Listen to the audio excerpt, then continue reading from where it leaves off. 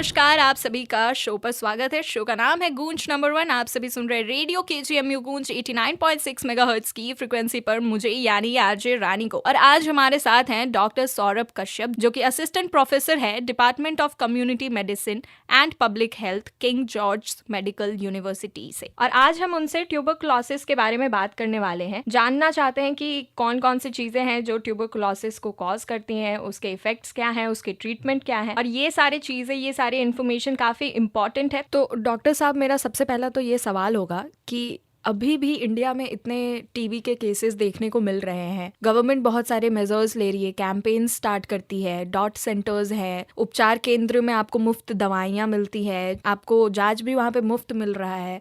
बहुत सारे मेजर्स ले रहे हैं, लोग बहुत मेहनत कर रहे हैं कि टीबी हमारे इंडिया से ख़त्म हो जाए।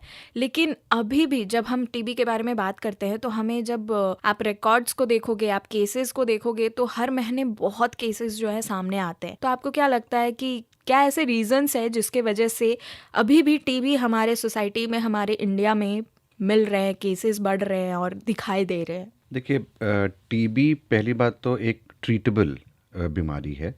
लेकिन लोगों के अंदर यहाँ पर बहुत सी भ्रांतियाँ हैं या बहुत मिथक है कि टीबी जो होता है वो एक इंसान से दूसरे इंसान को फैलता है। वो सच बात है कि वो टीबी फैलता है, लेकिन टीबी के पेशेंट से टीबी तब फैलती है जब टीबी के मरीज को सिम्टम्स आते हैं। जैसे खांसी आती है या उसको बुखार आ रहा है, दैट मीन्स उसको सिम्टम्स आना शुरू हो गए, अब इन्फेक्शन शुरू हो गया उसकी बॉडी में। इसको लेटेंट फेज एक कहते हैं। एक लेटेंट फेज में जब तक कि सिम्टम नहीं आया है, जब टीबी का जो बैक्टीरिया होता है हमारे शरीर में एंटर करता है, और उसके बाद से लेके जब तक वो अपना फर्स्ट साइन और सिम्टम्स नहीं दिखा रहा है मरीज, उसको कहते हैं लेटेंट फेज। उस फेज में अगर आप किसी टीबी के मरीज से बात भी कर रहे हैं तो वो नहीं फैलता। लेकिन लोगों को लगता है कि टीबी एक से दूसरे इंसान को फैलता है। Partially that is wrong. दूसरी बात है कि कई लोग सोचते हैं कि टीबी जो है वो एक जेनेटिक बीमारी है, कि अगर मेरे माता को हुई है, मेरे पिताजी को हुई, या मेरे किसी भाई बहन को हुई है, तो ये हमारे बच्चों को भी आगे ट्रांसमिट होती रहेगी, आगे फैलती रहेगी, जो कि बिल्कुल गलत। बिल्कुल भी कोई इसका तथ्य नहीं है। कई लोग ये भी सोचते हैं कि अब मुझे टीबी हो गया है तो अब मेरी ज़िंदगी ख़त्म, और क्योंकि इसका कोई इलाज नहीं है। तो ये भी गलत है बिल्कुल। सरकार इतनी नीतियां बना रखी है, डॉट सेंटर्स हैं जगह जगह जहां पर आपको मुफ्त इलाज होता है। कई लोग प्राइवेट प्रैक्टिशनर्स के पास जाते हैं और प्राइवेट प्रैक्टिशनर्स उनको सही इलाज करते हैं, लेकिन टीबी का इलाज इतना महंगा होता है, एक महीने में 7 से 8 हज़ार रुपए की दवाइयाँ चलती हैं। जो इंसान वैसे ही बहुत गरीब है तो वो छोड़ देता है, और इसका इलाज 6 से 9 महीना, कुछ 1.5 साल तक भी चलता है। तो इसलिए कई लोग सोचते हैं कि छोड़ो, ये सही हो जाएगा अपने आप ही, जो कि एक बहुत बड़ी गलती है जो लोग करते हैं। कई लोग ये भी सोचते हैं कि टीबी हाथ मिलाने से या गले मिलने से होता है। इससे नहीं होता है। हाँ, अगर कोई टीबी का मरीज है, वो अपना जो खांस रहा है वो अपने, जैसे कोविड के प्रोटोकॉल्स थे कि खांसते समय आप मुंह पे हाथ लगा लीजिए या कपड़ा लगा लीजिए और सैनिटाइज कर लीजिए अपने हाथ को, या हाथ को साबुन से धो लीजिए। सबसे अच्छा होता है, सबसे कारगर तरीका है साबुन से हाथ धोना। I will not endorse any sanitisers. तो ये करने से भी टीबी का कोई संक्रमण नहीं होता है। और इससे भी रिलेटेड कई ऐसी स्टिग्मा है जिसको हम लोग कलंक कहते हैं हिंदी में। और कई ऐसे लोग हैं जो सोचते हैं कि, मतलब उनका नेगेटिव एटीट्यूड होता है टीबी के मरीज़ के लिए। बहुत ही निहिलिस्टिक थॉट्स होते हैं कि ये टीबी का मरीज़ है तो इससे दूर रहो, वरना इससे हमें फैल जाएगा। जनरली हमें विपरीत करना चाहिए। जो टीबी के मरीज़ हैं, चूँकि टीबी एक क्रॉनिक डिजीज़ होती है, उसमें भी बहुत साइन एंड सिम्टम्स होते हैं। दवा खाने से भी कुछ साइड इफ़ेक्ट होते हैं, जो मरीज़ को ही पता चलता है कि जो खा रहा होता है उसको कितनी दिक्कतें हो रही होती हैं। तो हमें उस समय उनका और साथ देना चाहिए, पॉजिटिव थिंकिंग रखनी चाहिए, उनकी तरफ पॉजिटिव एटीट्यूड रखना चाहिए, क्योंकि इससे अगर आपकी थिंकिंग पॉजिटिव होगी तो जो मरीज़ है उसका भी पॉजिटिव थॉट्स होंगे, और पॉजिटिव थॉट्स से हमेशा आपकी इम्यूनिटी स्ट्रांग होती है, और आपका इलाज करने की जो क्षमता है, क्योंकि लंबा इलाज है, तो आपको एक स्ट्रेंथ मिलती है। तो जैसे कि डॉक्टर साहब आपने बताया, तो हमें यहाँ पे कारण पता चला कि बहुत सारी मिथक चीज़ें हैं जिसके वजह से लोग दवाइयाँ पूरी नहीं करते या इलाज वगैरह कराने में हिचकिचाते हैं। फिर आपने ये भी बताया कि सामाजिक कलंक जो होता है, जो लोगों को रोकता है इलाज कराने में, जांच कराने में। देखा जाए, जो लोग पढ़े लिखे होते हैं या थोड़े से फाइनेंशियली स्ट्रांग रहते हैं, वो लोग तो ट्रीटमेंट कराते हैं और वो लोग चाहते भी है कि ट्रीटमेंट हो जाए। लेकिन अगर आप गाँव के स्तर में जाओगे, रूरल एरियाज में जाओगे, तो लोग काफ़ी घबराते हैं। जैसे मैं आपको बताती हूँ, हमने सर्वे के लिए जब हम ग्राउंड लेवल पे गए, जब हमने सिर्फ ये बोला कि हम टीवी से रिलेटेड क्वेश्चंस कुछ पूछना चाहते हैं, आपकी जानकारी के बारे में हम जानना चाहते हैं, हमें बहुतों ने बोला कि हम टीवी के बारे में बात भी नहीं करना चाहते, हमारे यहाँ टीवी नहीं है, ना ही हो। वो सुनना भी नहीं चाहते थे कि टीवी जैसी कोई चीज़ होती है, या फिर हमारे हमसे कनेक्ट मत करो उसे। तो आपको क्या लगता है कि क्यों लोग जो है टीवी से रिलेटेड कोई भी चीज़ के बारे में बात करना या टीवी का शब्द भी सुनना नहीं पसंद करते? और कोई ऐसे बोल दे कि हम मेडिकल कॉलेज से आए हैं या गवर्नमेंट की तरफ से आए हैं और टीवी से जुड़ी कुछ बातें करना है, तो लोग बहुत घबरा से जाते हैं, बहुत बात नहीं करना चाहते। तो ऐसा क्यों होता है? ये सिर्फ एक तो जागरूकता कम है कि टीबी एक लाइलाज बीमारी नहीं है, तो ये लोगों को पता होना चाहिए। चूंकि लंबा इलाज होता है, कुछ लोग बीच में छोड़ देते हैं, 1 महीने के बाद आपको टीबी का सिम्टम भी नहीं आता है जो मरीज शुरू करता है ट्रीटमेंट। तो इससे क्या होता है कि उनको लगता है अब तो हम ठीक हो गए, तो वो छोड़ देते हैं। उससे क्या होता है कि ड्रग रेजिस्टेंट टीबी हो जाती है, अच्छा। जो कि और खतरनाक होती है। जी। और एक तरह से आप कह लीजिए, जो अब तो नए टर्म्स आ गए, एमडीआर टीबी और एक्सटेंसिव ड्रग रेजिस्टेंट टीबी, जो कि जिस पे बहुत कम दवाइयाँ असर करती हैं। तो इन सब चीज़ों की वजह से, और जैसा मैंने बताया कि जागरूकता नहीं है टीबी के लिए कि टीबी इलाज हो सकता है, और महंगा पैसा भी खर्च होता है क्योंकि लंबी बीमारी है, 9 महीने का ट्रीटमेंट है। तो इसकी वजह से उन लोग डिस्क्रिमिनेटेड होते हैं टीबी के मरीज़, और इसीलिए लोग बात भी करना नहीं सोचते हैं, क्योंकि it is just like an HIV patient. HIV को लोग टीबी से बहुत कनेक्ट करते हैं कि जिसको टीबी है उसको एचआईवी भी होगा ही होगा। उनमें चांसेस बढ़ जाती हैं, नो डाउट, क्योंकि उनका इम्यून सिस्टम वीक होता है, लेकिन दैट डजंट मीन कि all TB patients are HIV positive. तो जैसे कि आपने कुछ मिथक बातें तो हमें बताई, और कुछ आप बताना चाहेंगे कि कौन कौन सी चीज़ें हैं जो इंसान को घबराहट डाल देती है, इंसान को परेशान कर देती है? एक कुछ लोग कहते हैं ना कि एंटिसिपेटेड स्टिग्मा, मतलब कि जैसे आपको पता होता है कि दूसरा मरीज हमारे सामने टीबी का बैठा हुआ है, तो एक आपको अंदर से डर लगने लगता है कि अगर मैं इसके साथ ज़्यादा देर बैठूंगा तो मुझे भी टीबी हो जाएगी। तो this is called as anticipated stigma. इसमें क्या होता है कि अगर आप नेगेटिव सोचेंगे तो जो मैंने बताया कि आपका इलाज भी बहुत ज़्यादा कारगर नहीं होता। I know it is little bit psychological, but then your thinking also defines how your personality would be. So आपकी इम्यून सिस्टम आपकी पॉजिटिव थिंकिंग से और स्ट्रांग होता है, और क्रॉनिक डिजीज से लड़ने के लिए आपको जिसकी स्ट्रेंथ की ज़रूरत होती है वो पॉजिटिव थिंकिंग से आती है। तो जैसे कि डॉक्टर साहब, हमने सामाजिक कलंक के बारे में आपसे सुना, तो हम ये जानना चाहेंगे और हमारे लिसनर्स को भी बताना चाहेंगे कि किन किन तरह के सामाजिक जो कलंक है वो हमें देखने को मिलता है। देखिए, एक होता है सेकेंडरी स्टिग्मा, एक होता है एंटिसिपेटेड स्टिग्मा, जो मैंने अभी आपको बताया एंटिसिपेटेड स्टिग्मा। सेकेंडरी स्टिग्मा क्या होता है कि जो मरीज है उसके जो केयर गिवर्स हैं, जो उनके सगे संबंधी हैं, वो भी उनसे डिस्क्रिमिनेट करने लगते हैं। जैसे मेरे ही घर में मेरी एक मेड थी, उसको टीबी हुआ, हम लोग ने उसका इलाज शुरू करा दिया, उसको डॉट सेंटर पे भी दिखवा दिया, लेकिन बाद में मुझे पता चला कि उसने टीबी का इलाज छोड़ दिया, क्योंकि उसकी माँ ने बोला कि नहीं, इससे तुम्हारी और हालत ख़राब हो जाएगी, क्योंकि वो बहुत पतली थी, खाना नहीं खाती थी। तो टीबी के सिम्टम्स, कुछ ड्रग्स थोड़ी सी टॉक्सिक भी होती हैं, बट साइड इफ़ेक्ट्स जिसको हम कहते हैं, तो वो चीज़ें वो देखने लगी, साइड इफ़ेक्ट्स को, ना कि इफ़ेक्ट को, गुड इफ़ेक्ट को। तो पीपल ऑलवेज थिंक कि हमें साइड इफ़ेक्ट आ रहा है, दैट मीन्स कि हमें टीबी नहीं है, तभी हमको साइड इफ़ेक्ट आ रहा है। बट लोगों को ये देखना चाहिए कि इस ड्रग को खाने से हमारे साइड इफ़ेक्ट ज़्यादा होंगे कि हमारा गुड इफ़ेक्ट ज़्यादा अच्छा होगा। लोग ये भूल जाते हैं, इसलिए वो ये इलाज को छोड़ देते हैं 1 महीने बाद या 1.5 महीने बाद। उनको लगता है अब सही हो गया, तो अब बिना बीमारी के क्यों इलाज करें। एक होता है सेल्फ स्टिग्मा, पेशेंट खुद ही सोचता है कि अब मेरी जॉब छूट जाएगी, अगर मैंने किसी को बताया तो लोग मुझसे कैसे रिएक्ट करेंगे, आज जो मेरे साथ खाना खा रहे हैं वो खाना खाना मेरे से छोड़ देंगे, मुझसे बातें नहीं करेंगे, मैं कहीं सोशलाइज नहीं कर पाऊँगा, किसी से मिल नहीं पाऊँगा, सामाजिक लेवल पे हम कहीं बैठ नहीं पाएंगे। तो वो एक पेशेंट का सेल्फ स्टिग्मा होता है। और नो डाउट क्रॉनिक डिजीज़ में डिप्रेशन बहुत कॉमन होता है। तो चूँकि रोज़ आप दवा खा रहे हो, 9 महीने तक लगातार दवा खाना है, उसमें आपको डिप्रेशन के थोड़े थोड़े सिम्टम्स आ जाते हैं या एंग्जाइटी के आ जाते हैं, तो ये पेशेंट खुद ही अपने आप करने लग जाता है स्टिग्मा। एक होता है कि आपके बिहेवियर ही चेंज हो जाता है पूरा सबके लिए। और स्ट्रक्चरल स्टिग्मा भी होता है, जिसमें कि ये टीबी में एक शुरू भी हुआ है, अभी कुछ लॉज और पॉलिसीज़ बनी हैं कि अगर कोई मरीज़ कुछ स्टेट में है, I don't know, I am not sure कि यूपी में है कि नहीं है, कुछ स्टेट में इंडिया में है कि अगर आपने टीबी का इलाज नहीं किया तो आपको जुर्माना भी होगा, क्योंकि एक तरह से आप रिजर्वायर हैं और आप दूसरों को भी जी। रिस्क पे डाल रहे हैं। जी। तो that is not good. As a social citizen हमारी रिस्पॉन्सिबिलिटी है कि पहले हम खुद अपने आप को ट्रीट करें, तब हम दूसरों को ट्रीट करने की सोचें। तो इससे भी पर्टेनिंग यही हमारे इसी को मद्देनज़र हमारे यहाँ लॉज बने हुए हैं जिसको हमें फुलफिल करना चाहिए और जिससे हमें अबाइड करना चाहिए। सरकार ने हमें ये देखना चाहिए कि इतनी अच्छी दवाएं, इतनी महंगी दवाएं हमें फ्री ऑफ कॉस्ट ट्रीटमेंट मिल रहा है, तो हमें उसकी रिस्पेक्ट करनी चाहिए। और हम इससे हमारे इकोनॉमिक और सोशल डेवलपमेंट भी होता है हमारी कंट्री का। जी। और एक और चीज़ मैं लास्ट में ये बोलूँगा कि कई लोग सोचते हैं कि जिनको टीबी होती है वो गरीब होते हैं, मतलब ये गरीबों की बीमारी है। बिल्कुल गलत। ये TB is a bacterium tuberculosis, जो उसका जीवाणु होता है वो एक बैक्टीरिया है, वो किसी गरीबी और अमीरी को नहीं देखता है।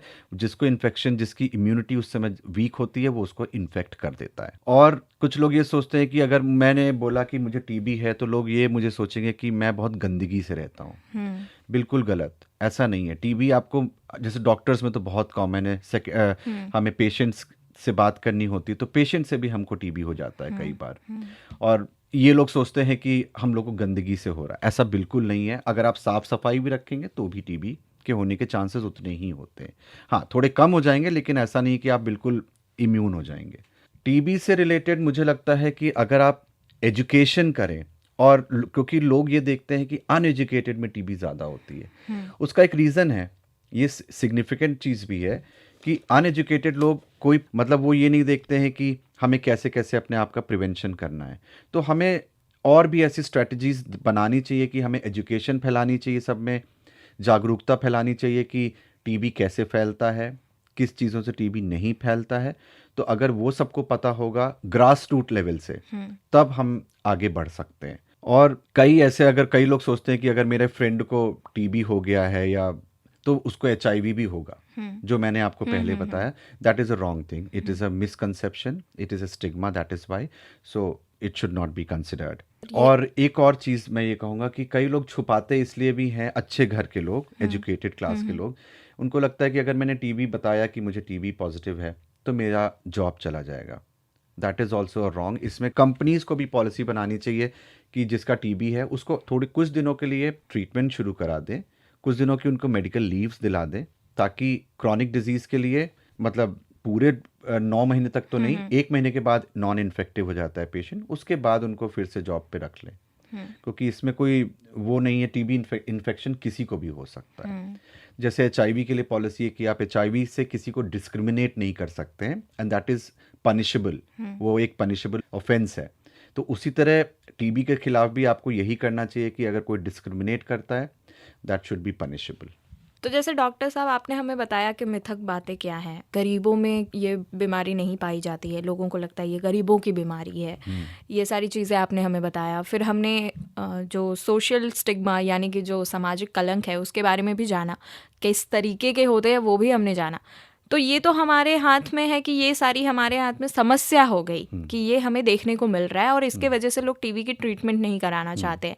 तो ये समस्या कैसे हल हो सकता है, इसका क्या सॉल्यूशन है हमारे हाथ में? देखिए, मेरे हिसाब से समस्या का हर समस्या का एक समाधान होता है। एंड टीबी की समस्या ऐसी कोई बहुत बड़ी समस्या नहीं है, क्योंकि ये ट्रीटेबल डिजीज़ है। तो मुझे ये लगता है कि अगर आप ज़्यादा से ज़्यादा जागरूकता फैलाएं, जो ग्रास रूट वर्कर्स हैं, जैसे आशा है, आंगनवाड़ी है, एएनएम वर्कर्स हैं, अगर आप इनको भी और इंसेंटिव्स दें या और मोटिवेट करें कि आप अगर टीबी के मरीज़ों को ट्रीट करेंगे तो आपको और थोड़े से इंसेंटिव्स मिलेंगे, क्योंकि वो लोग ऑलरेडी ओवरवर्कड होते हैं और उनकी सैलरी भी बहुत ज़्यादा मतलब नॉमिनल होती है। तो अगर उनको हम एडिशनल रिस्पॉन्सिबिलिटी देते हैं तो एडिशनल उनको पे भी कर लें, तो और शायद और अच्छे से वो जागरूकता फैला सकते हैं। दूसरी चीज़ ये है कि कई बार हम लोगों ने देखा है कि टीबी के मरीज़, चूँकि लंबा इलाज होता है, तो वो बीच में ही छोड़ देते हैं, 3 महीना 4 महीना। तो उसके लिए अब हम लोगों ने जो सरकार में डॉट सेंटर पे अब उनका एड्रेस पूरा नोट किया जाता है, उनका फ़ोन नंबर भी इसलिए नोट किया जाता है, वर्किंग फ़ोन नंबर, और जो जिस जिस दिन मरीज़ नहीं आ रहा होता है इंटेंसिव फेज़ में, जो 1 महीने का होता है, तो उस मरीज़ को शुरू में तो 1 हफ्ते तो सामने ही खिलवाते हैं दवा, बाद में वो उनको घर पे भी ले जाने के लिए दे देते हैं। तो हमें ये इंश्योर करना पड़ेगा कि वो लोग दवा खा रहे हैं कि नहीं खा रहे हैं। इसके लिए हमें उनके परिवारजनों से अच्छे से संपर्क बनाना चाहिए और उनको बोलना चाहिए कि इनका आप रोज़ जो दवा खा रहे हैं उसकी मॉनिटरिंग करते रहें, उसको देखते रहें और थोड़ा सा खाने में ध्यान दीजिए। खाना बहुत महंगा, कई लोग सोचते हैं कि अच्छा अच्छा खाना खाना है मतलब कि बहुत महंगा खाना होगा। बिल्कुल नहीं, आप जो खाना आम तौर पे खाते हैं, दाल रोटी सब्ज़ी, आप वही खाइए, लेकिन थोड़ा सा और ध्यान रखिए। अपने आप को इन्फेक्शन, दूसरे सेकेंडरी इन्फेक्शन जैसे कि कोल्ड एंड कॉफ है या इन सब इन्फेक्शन से अपने आप को बचा के रखिए। और ये भी सबसे ज़रूरी है कि फैलाना कि ये गरीब और अमीर की बीमारी नहीं है, ये सबकी बीमारी है। Because as I have said, this illness, this bacteria seeks no difference between rich and poor. चाहे इंसान जितना बड़ा हो चाहे जितना छोटा हो, किसी को भी हो सकता है। मुझे लगता है कि ये कुछ पॉइंट्स हैं, अगर इन पॉइंट्स पे हम ज़्यादा ध्यान देंगे और आईसी मटेरियल देना चाहिए, जगह जगह कैंप्स करने चाहिए और कैंप में जागरूकता वाले कैंप, कुछ हम लोग को रोल प्लेस करवाने चाहिए रूरल एरियाज़ में। उनसे रिलेटेड जो वहाँ पर एक सर्वे करके उनसे रिलेटेड जो स्टिग्मा है, उनके मन में जो भ्रांतियाँ फैली हुई हैं, उन भ्रांतियों को हम अपने रोल प्ले के ज़रिए उनको दिखाएं कि ये इससे टीबी, ये सब गलत धारणाएं हैं, इसको हटाना चाहिए। क्योंकि डायरेक्ट अगर हम हिट करेंगे उनको, विलेजेस को, कि नहीं आप गलत सोच रहे हैं, तो that would be too harsh for them और फिर वो रिसेप्टिव नहीं होंगे। तो बेस्ट इज़ है कि आप खुद से ही अपने रिस्पॉन्सिबिलिटी पे रोल प्ले करवाएं, उनकी सारी मिथ्स और स्टिग्मा को अपने पॉइंट रोल प्ले में क्लियर करें और आई थिंक थोड़ा थोड़ा करके जागरूकता फैल ही जाएगी। तो ये तो हो गया कि कैसे अथॉरिटीज़ जो हैं वो सॉल्यूशन निकाल सकती हैं और क्या क्या हम कर सकते हैं, कौन कौन से मेजर्स हैं, स्टेप्स हैं जो हम ले करके टीबी को लेकर के जागरूकता फैला सकते हैं। लेकिन जो अथॉरिटी में नहीं है, मतलब जो टीबी डॉक्टर्स नहीं है या फिर गवर्नमेंट में काम नहीं कर रहे हैं, आशा एनएम कोई नहीं है, जो जनरल पब्लिक है, जो हमारी जनता है, अगर हमारे लिसनर्स जो हैं वो क्या कर सकते हैं? जैसे कि आप और मैं, हम भी एक सोसाइटी में रहते हैं, तो एज अ इंडिविजुअल, एक नागरिक होने के नाते हम क्या कर सकते हैं जागरूकता फैलाने के लिए? देखिए, हम अपने स्तर पे ये कर सकते हैं कि अपनी नॉलेज पहले बढ़ाएं कि टीबी से रिलेटेड मिथ्स क्या क्या हैं, स्टिग्मा क्या क्या है, जो कि बिल्कुल बेसलेस है। उसको पहले अपने मन से हटाएं, क्योंकि जब हमारा मन साफ होगा तभी हम अच्छा सोचेंगे। और हमें ये इंश्योर करना चाहिए कि अगर हमारे परिवार में किसी को टीबी है तो उसका पूरा इलाज ख़त्म होने से पहले उसको इलाज रोकने की बिल्कुल ना सोचें। इनफैक्ट अगर उनके कांटेक्ट में कोई और है, कोई आपके पड़ोस में है, उनको टीबी है, तो उनका भी थोड़ा सा पॉजिटिव साइकोलॉजी रखें और उनको हमेशा पॉजिटिव बातें करते रहें, उनको अच्छी चीज़ें बताएं, उनको हमेशा पूरा बताएं कि टीबी का पूरा इलाज करिए, क्योंकि ये टीबी अभी 9 महीने का इलाज है या 6 महीने का इलाज है। अगर आपने बीच में छोड़ा इलाज तो हो सकता है ये 1.5 साल का इलाज हो जाए। तो उसको अवॉइड करने के लिए आप ये करें और डॉट सेंटर के बारे में सबको बताएं कि यहाँ पर मुफ्त दवाएं मिलती हैं। अभी भी बहुत से मरीज़ों को या बहुत से लोगों को नहीं पता है कि हमें टीबी की दवाइयाँ मुफ्त मिलती हैं और उसमें उनका बहुत पैसा खर्च होता है। तो डॉट सेंटर हर जगह लोकल लेवल पे अवेलेबल है। हर एक मोहल्ले का एक अलग डॉट सेंटर है। 3-4 मोहल्ले के बीच में एक डॉट सेंटर है। हर सिविल अस्पताल में डॉट सेंटर है। हमारे सरोजनी नगर पीएचसी पे डॉट सेंटर है, जहाँ पर मुफ्त दवाएं मिलती हैं। तो अगर उनको सारी इन्फॉर्मेशन होगी तो मुझे नहीं लगता कि टीबी को हराना नामुमकिन है। जी, तो जितने भी लोग हमें सुन रहे हैं, आप उन्हें क्या बोलना चाहेंगे? हमारे लिसनर्स को आप क्या एक राय देना चाहेंगे या उन्हें एक टास्क देना चाहेंगे छोटा-सा, जो वो कर सकते हैं ताकि टीवी से रिलेटेड जो जागरूकता हमें फैलाना है वो जल्दी से जल्दी फैल सके और टीवी हमारे देश से ख़त्म हो सके? उसके लिए हम बोलना चाहेंगे कि गूगल डॉक्टर ना बने। अगर आपको टीबी के कुछ सिम्टम्स आ रहे हैं, लक्षण आ रहे हैं, तुरंत अपने आप को डॉक्टर्स को दिखाएं। एक बहुत आसान सा टेस्ट होता है टीबी का, वो आप कराएंगे तो आपको पता चल जाएगा कि आपको टीबी है कि नहीं है। और सारे बच्चों को, जो भी नवजात शिशु होते हैं, उनको बीसीजी का वैक्सीनेशन ज़रूर लगाएं, क्योंकि 1 साल तक वो बच्चों को टीबी होने से बचाता है। आई थिंक इतना ही काफ़ी है। आप अपने लेवल पे बस अपने आप को एजुकेटेड रखें, अच्छा खाएं, अच्छा पहने और अच्छा बोलें और अच्छा सोचें। थैंक यू सो मच हमारे साथ इन सारी चीज़ों के बारे में बात करने के लिए और हमारे शो में आने के लिए। Thank thank you you so so much. Much, thank you so much. Radio KGM, you Goons 89.6